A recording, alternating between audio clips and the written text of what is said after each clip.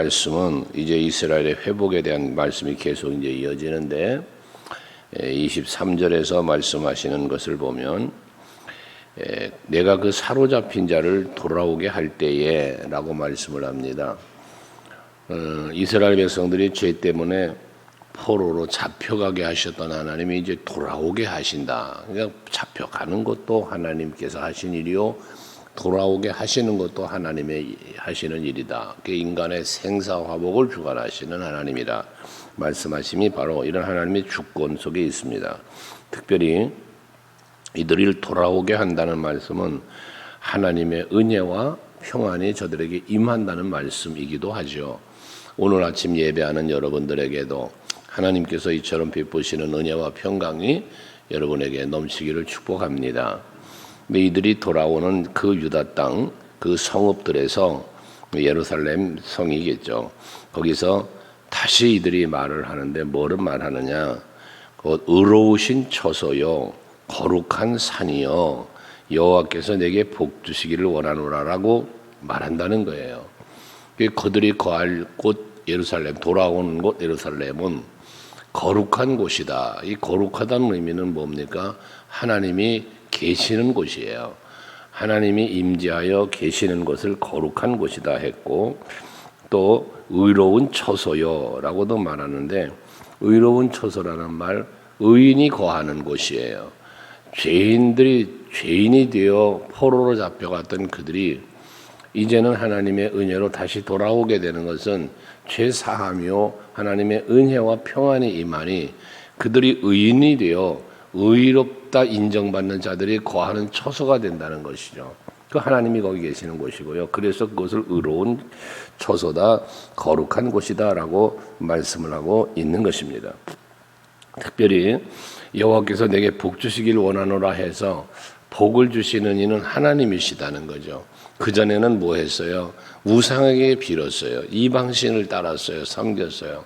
왜? 그들이 복 주는 줄 알고. 그런데 깨달아 보니 이제 복 주시는 이는 하나님이시고 자신들에게 은혜 베푸시고 평안 주시는 분은 우상이 아니라 하나님인 줄 알았다는 거예요. 그래서 여호와께서 복 주시기를 원하노라고 기도를 한다는 것이죠. 그때에 24절을 또 보면 유다와 그 모든 성읍의 농부와 양떼를 인도하는 자가 거기에 함께 살리니라고 해요.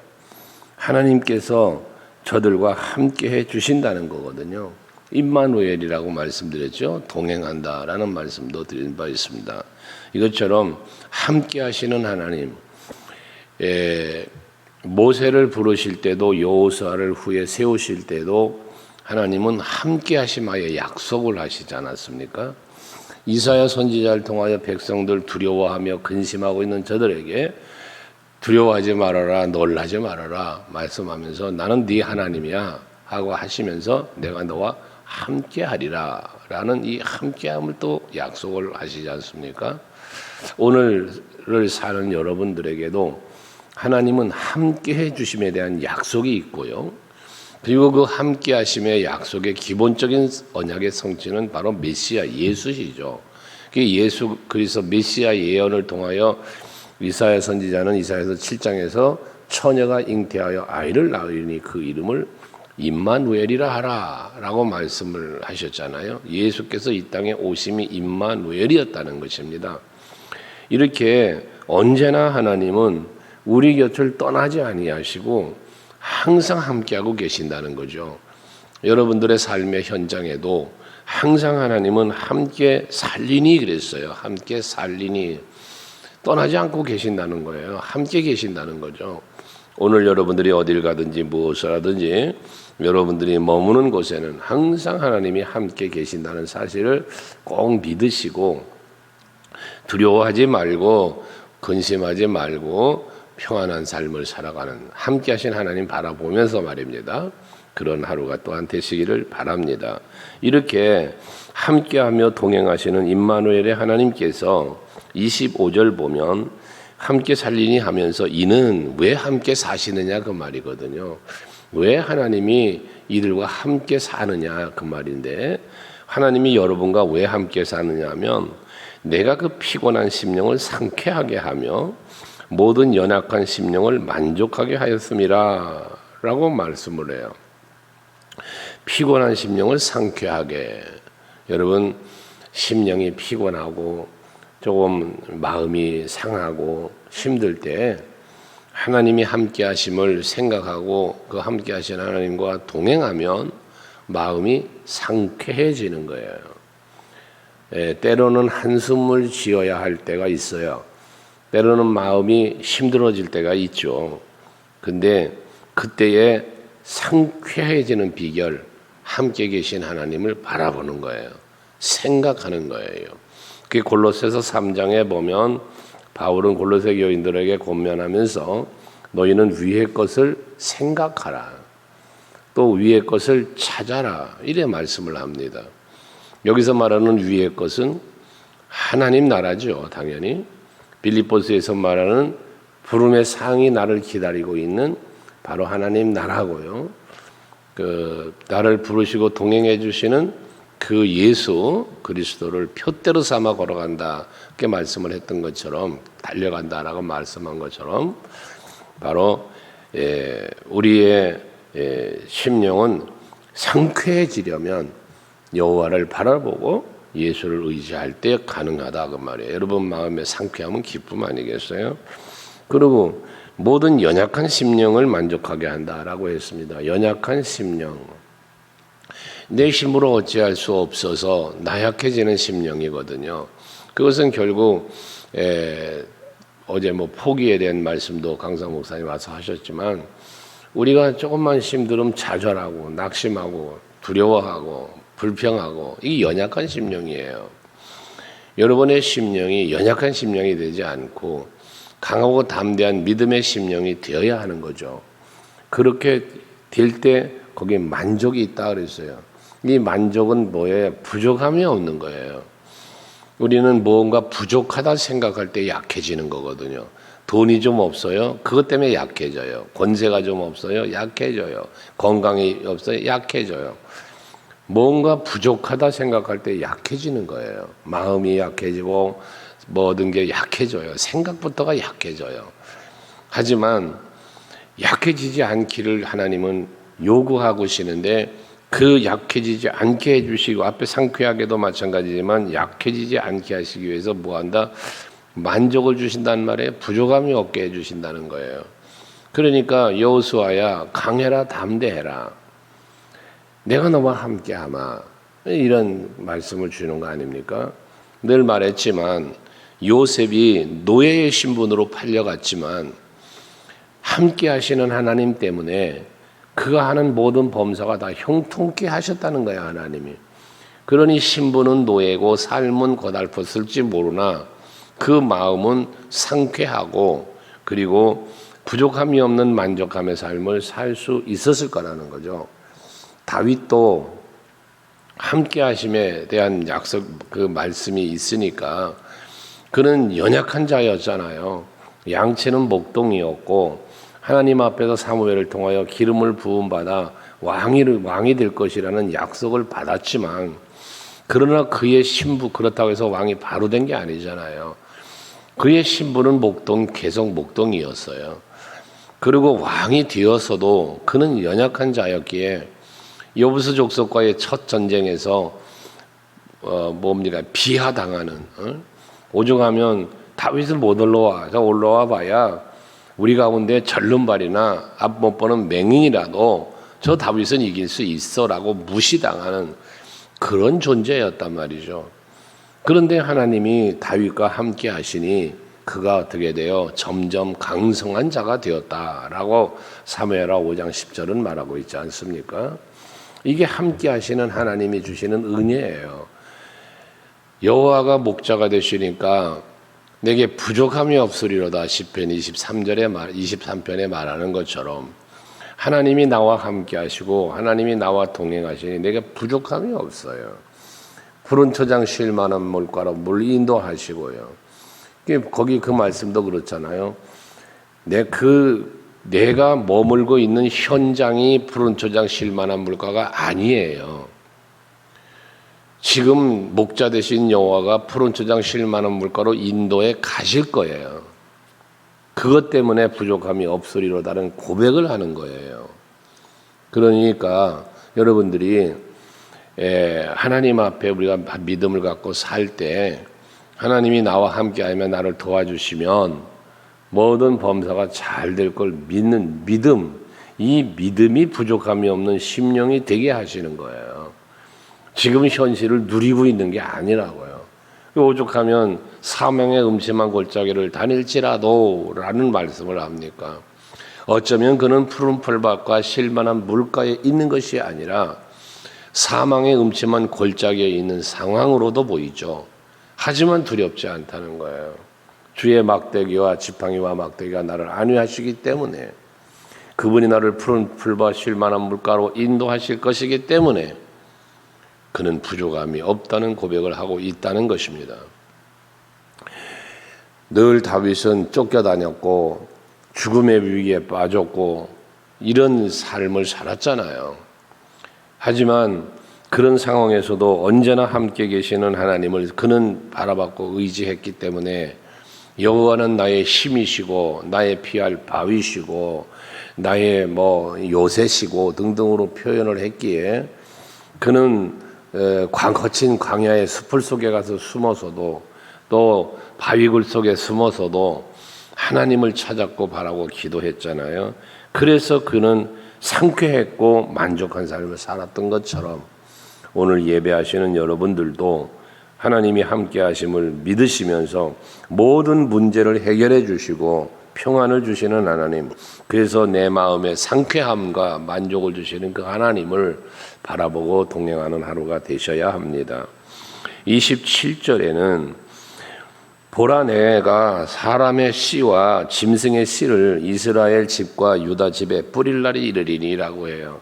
사람의 씨와 짐승의 씨를 이스라엘 집과 유다 집에 뿌린다라는 말을 해요. 이 뿌린다라는 말은 뭐예요? 번성하게 해주신다는 거예요. 씨를 뿌린다는 것은. 그래서 이제 다시 번성하게 해주실 건데, 왜 포로로 잡혀가는 상황 속에서 많은 백성이 죽임을 당했어요. 그러니 다시 이 사람들이 다시 번성하도록 씨를 뿌린다라는 말을 하는 거고, 당연히 그 짐승들도 다 빼앗기고 포로로 갔는데 자기 게 있겠어요? 아무것도 없죠. 하나님이 다시 그 모든 것들까지 삶의 어떤 환경까지 다 번성하도록 평안하도록 복을 주실 것을 말씀하는 것입니다. 오늘도 여러분들에게도 하나님께서는 이처럼 은혜의 씨, 평안의 씨, 복된 씨가 여러분들에게 말씀으로 뿌려지고 있다는 사실을 믿으시고 여러분들의 삶의 현장에도 복된 일이 일어나도록 범사의 은혜 베풀어 주시기를 축복합니다.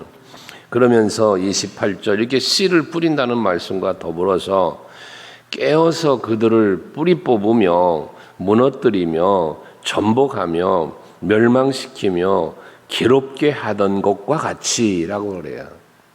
하나님께서 저들을 죄를 범하니까 저들을 했어요? 멸망시켰잖아요. 뿌리를 뽑았다, 무너뜨렸다 이런 표현들을 하는데 얼마나 힘든 시간들을 이들이 보낸 겁니까? 70년 동안에 포로 생활을 했으니까요.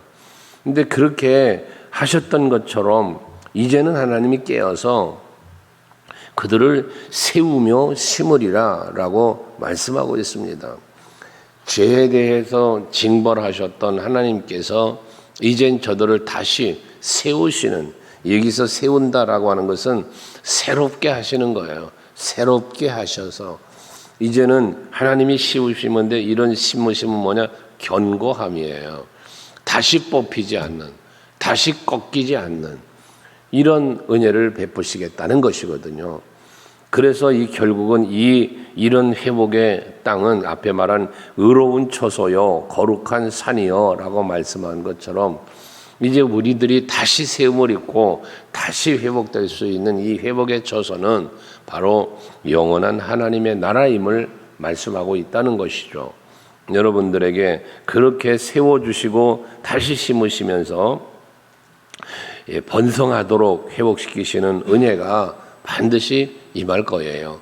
그렇게 임마누엘 하나님이시니까 말입니다. 그래서 29절 그때에 그랬습니다.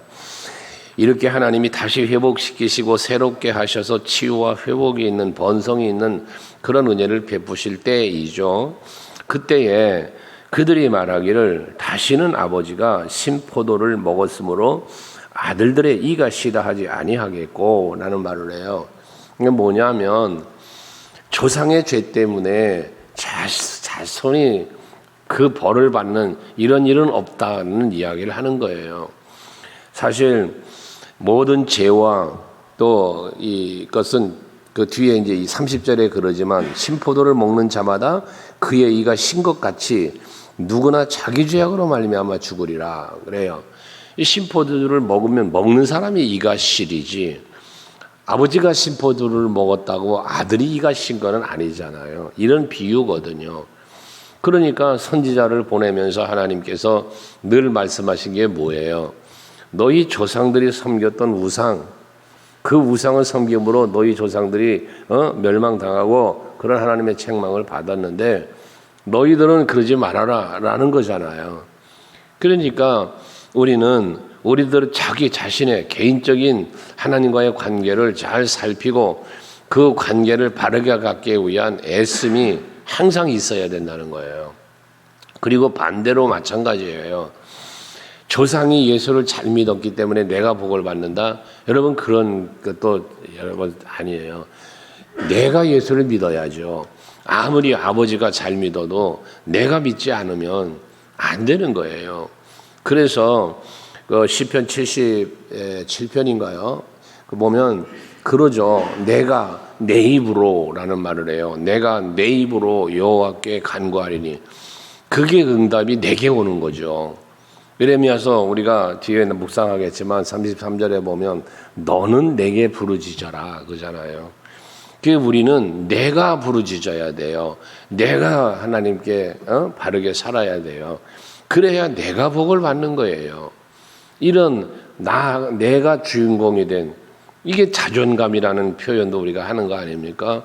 그래서 하나님은 나의 하나님이고 나는 내가 하나님의 자녀고 그러니 하나님이 복을 주실 때 내게 복을 주시기 원하잖아요, 여러분. 그렇다고 해서 뭐 자녀들을 위하여 기도하지 말라는 건 아니죠. 우리 자녀들을 위해서나 누군가를 위하여는 우리는 기도해야죠, 당연히. 왜 기도하는 것은 그가 바른 길로 가도록 그가 복된 삶을 살도록 기도하는 거니까요. 선지자들의 백성을 위하여 예레미야 선지자는 눈물로 기도했다고 그러잖아요. 사도 바울이 복음을 전하지 않으면 내게 화가 미칠 것이라는 그런 복음의 열정이 그에게 있었다는 고백을 하잖아요. 다 이유가 무엇 때문입니까? 사랑 때문이거든요. 그러니 우리에게도 이 사랑의 마음은 항상 있어야 하는 것이고요. 그러나 중요한 것은 뭐냐? 항상 내가 주인공이 된다는 사실입니다. 죄에 대하여뿐만 아니라 복을 받는 것도 마찬가지인 것입니다. 이런 부분들을 생각하셔서 항상 여러분들이 깨어 기도하고 하나님이 보시기에 합당하고 하나님이 보시기에 기뻐할 만한 일을 찾아서 그렇게 살기 위하여 힘쓰는 여러분들이 되시기를 바랍니다. 오늘도 그리할 때 여기 보면 그때에라고 말씀을 하시는 것처럼 그때에가 오늘의 여러분이 되시기를 바라는 겁니다. 그래서 오늘이 여러분들에게 하나님이 응답하시는 날, 오늘이 여러분들에게 세움을 입고 또 회복시키시고 치유되시고 번성케 해주시는 날, 그런 복된 날이 되시기를 주의 이름으로 축복합니다.